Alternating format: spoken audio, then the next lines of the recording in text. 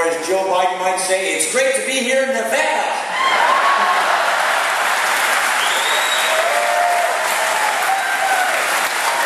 You know what?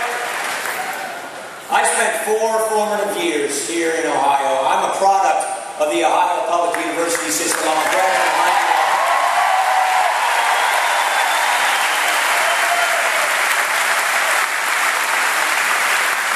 So it's nice to come back. It's nice to be here in Big Ten country. And I understand that the Browns are spending some time in Green Bay tonight. Hey, 2 great storied franchises, and I'm a big football fan. That Brendan Wheaton, I think he got a good quarterback. This guy was great at Oklahoma State. You're going to have a good quarterback there, so I see a good future for the Browns. I just want to take a moment to tell you about these 2 gentlemen you have serving your area in Congress. Bob Gibbs and, of course, Jim Renacci.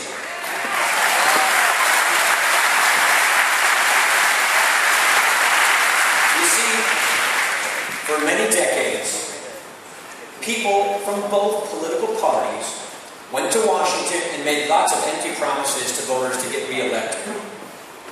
And if we don't watch it, those empty promises will quickly become broken promises. And so what we need are leaders who have the courage to stand up for principle, to tell you the truth, and to lead. We need beers, not doers in Washington.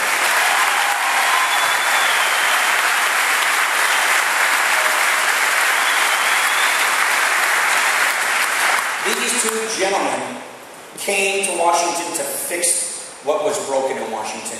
They didn't come for political careers. They came for the cause of reigniting liberty and prosperity and getting the country back on track. And you are so well served by these 2 gentlemen. Thank you for your service. Please.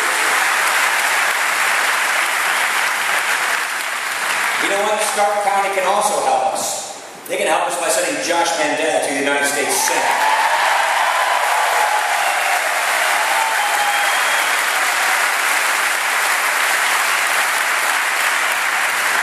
We have, as Jim was just saying, a very clear choice to make. The contrast in this election could not be clearer.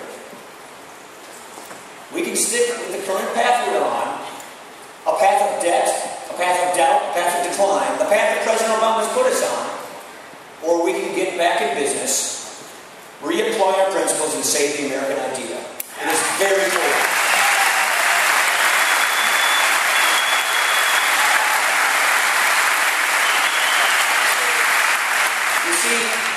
President Obama and a lot of other politicians like him in Washington have been so consumed and so concerned and more worried about their next election than they are about the next generation. We're not going to let that continue. That's not us. We will lead. We will offer specific ideas, specific solutions that get this country back on track. In short, we want to honor you by giving you the choice, so that we can earn victory, so that we will deserve victory, so that we will have the moral authority, the obligation, the contract, the covenant, and the mandate to do what needs to be done to get this country back on track.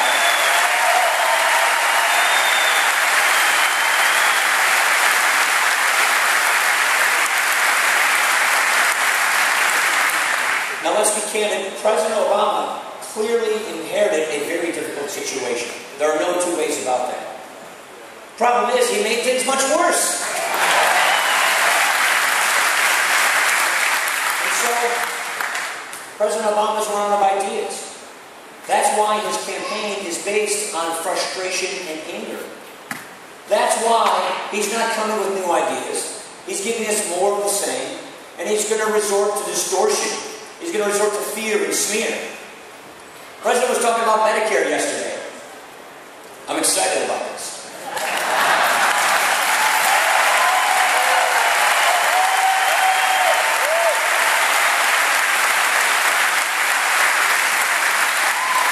This is the debate we want to have. This is the debate we need to have. This is the debate we're going to win.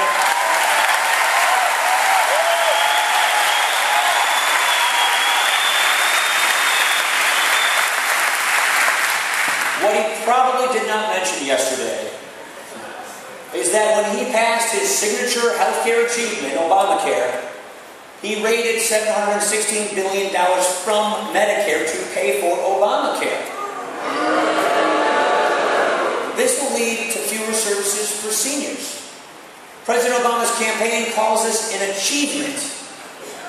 You think raiding Medicare to pay for Obamacare is an achievement? Neither do I. Next time you get your pay stub, take a look at the line that says payroll taxes, FICA. Those payroll taxes that come out of our paychecks are designed for two programs and two programs alone, Medicare and Social Security. But now, because of Obamacare, it's funding Obamacare as well.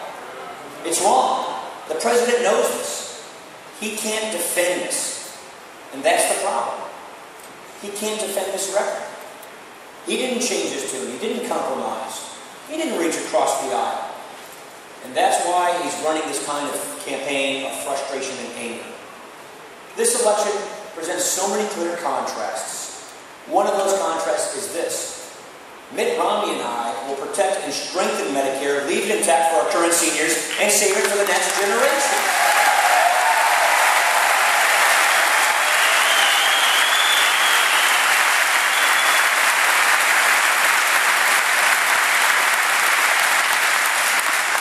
You know, more and more Americans, can't feel like home now. More and more Americans, they think the country's back off the wrong track. They don't see that the horizon they've been shooting from their life, their dream, their destiny, is as easy to get as it was when they were raised, when they were taught about the American dream by their parents. What we're going to offer are solutions. In particular, the Romney-Ryan plan for a stronger middle class is a plan designed to get growth and opportunity turned back on America. It's a plan to create 12 million jobs in the next 4 years. That, in Ohio, means 452,000 jobs if we get this economy growing like it should. And we get this economy growing like it should at 4%.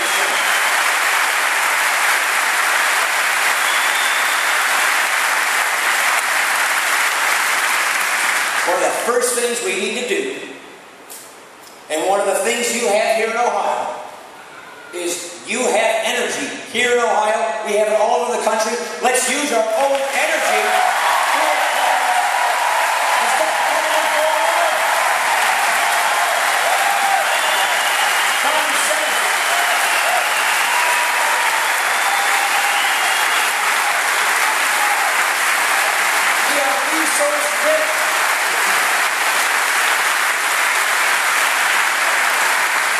The president's stopping this energy. He's tying it up in red tape. You know, I live in Janesville, Wisconsin. We used to have a big General Motors plant. A lot of my high school buddies worked at that GM plant. That GM plant was shut down in 2009. I remember President Obama visiting it when he was first running, saying he'll keep that plant open. One more broken promise. We used to build Tahoes and Suburbans. One of the reasons why that plant got shut down was $4 gasoline. You see, this costs jobs. The president's terrible energy policies are costing us jobs.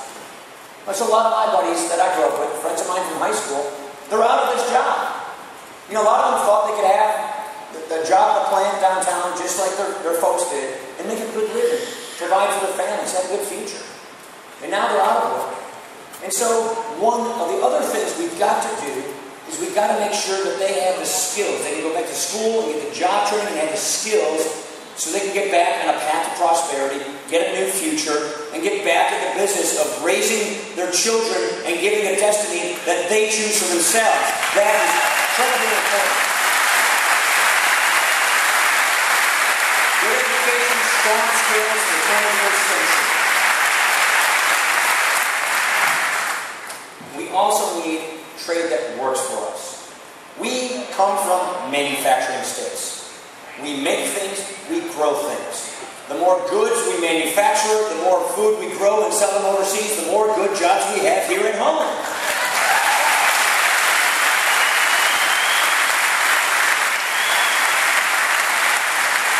Free trade is a powerful tool for peace and prosperity.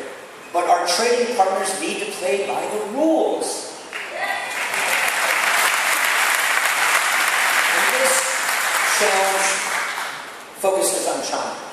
They steal our intellectual property right. They block access to their markets. They manipulate their currency.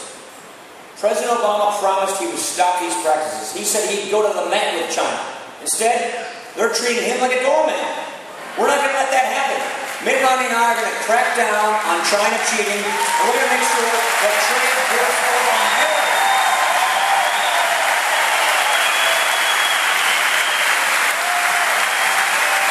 Make things here, sell them there. Grow things here, sell them around the world. Here's jobs. And there's one area where the three of us, Bob and Jim and I, have worked on very tirelessly. And it is so nice to have these reinforcements in Congress. It is so nice to have these men and women of conviction who came for the cause of liberty, of freedom, of job creation, and fiscal discipline. One of the key things we have to do, if we want to get this economy back on track, if we want our country to keep its promises to our seniors and to our children, is we have to cut spending. We can't keep spending money we don't have.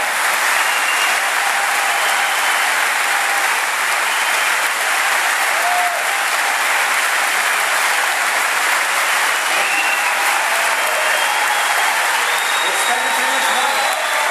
We've got to get this business under control.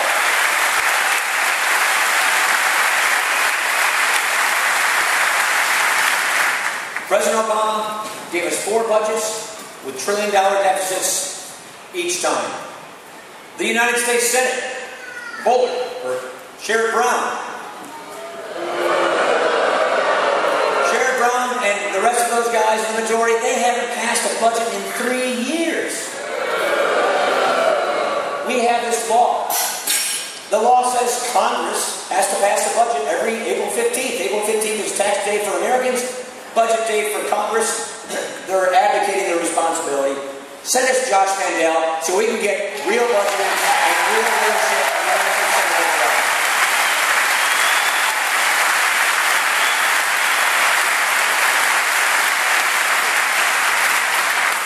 And the nucleus of our society, of our economy, the engine of prosperity, of growth, is small business. That's where most of our jobs come from. Rather than putting more blockades, rather than putting more regulations, more taxes, more red tape in front of our small businesses, in front of our hardworking taxpayers, we're going to help small businesses. This is an area where we have a leader in Mitt Romney that is just so unique because the man in the moment had a meeting in ways we haven't seen before.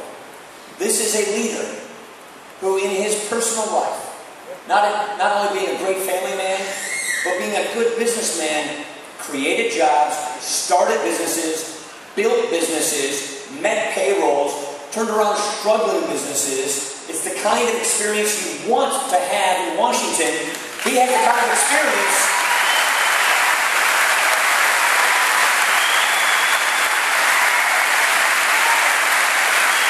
we should be proud of that. When other Americans are successful, that's a good thing. We're proud of that. That's nothing to resent.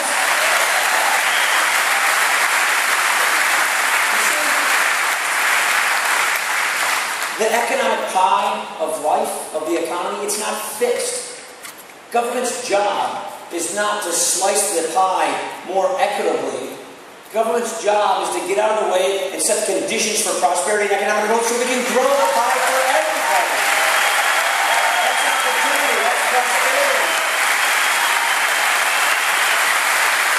That's what we're going to do.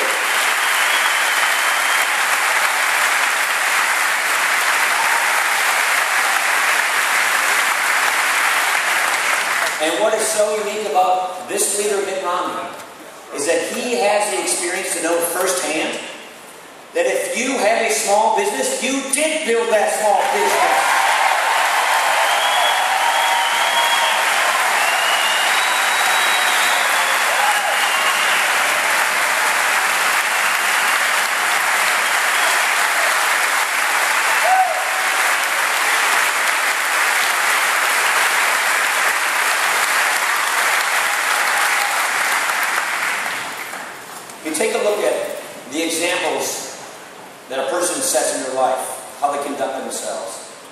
You remember the Olympics in 1999 when it was getting started and they were preparing for it? Remember the scandals in Salt Lake City? All the waste, the bloated spending, the corruption? Kind of sounds familiar, doesn't it? It was an embarrassment at the time. They were in trouble. So who did they look to help them save the Olympics? Mitt Romney. This man stopped what he was doing, went to serve his country, saved the Olympics, and we're all the better for it. We're proud of that achievement.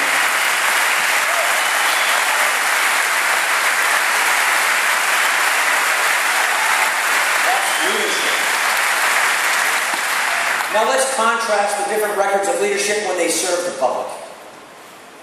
Under President Obama, he promised that he would get unemployment to never get above 8%. It's been above 8% for 42 months.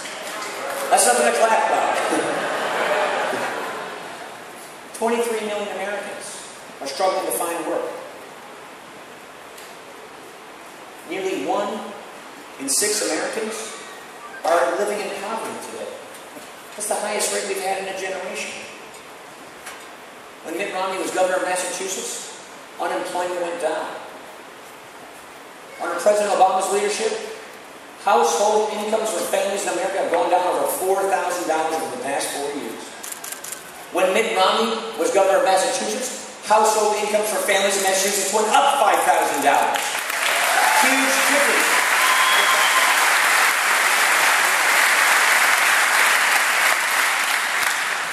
Remember when President Obama would stand in front of all of these pillars and all those things and say, we're not blue states or red states, we're the United States of America, we're going to be a uniter and not a divider?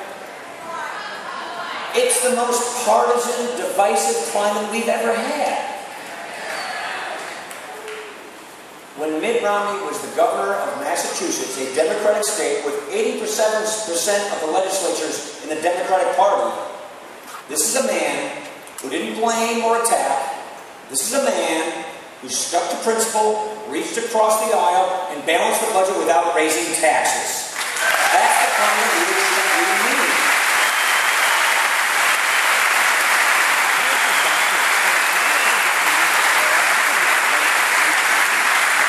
Our job, our goal, is to get people off of the unemployment line and back to good-paying jobs like the Keystone Pipeline.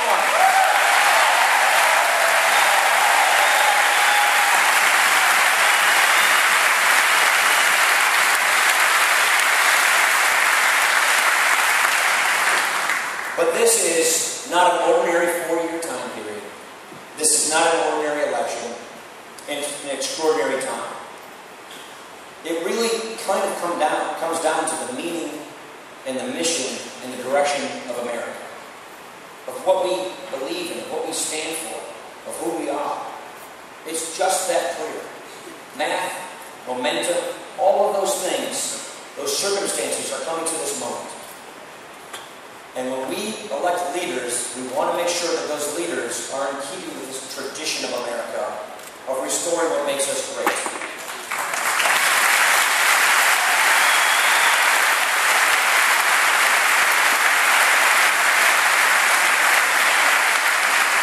Our founders put it so eloquently. Our rights, they come from nature and God, not from government.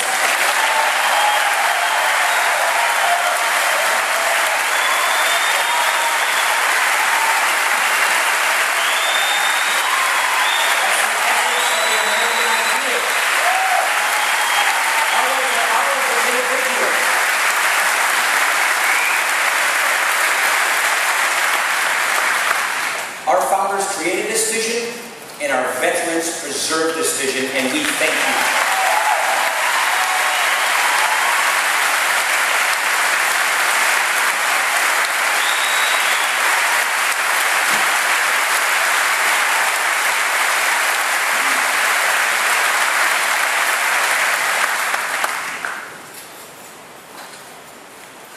Our contract with you, our commitment with you is this. We will not duck the tough issues. We will lead. We will not blame others. we will take responsibility.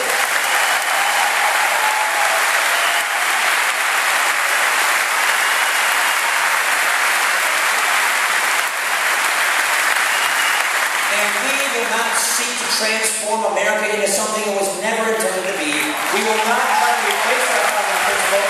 We will reapply our founding principles.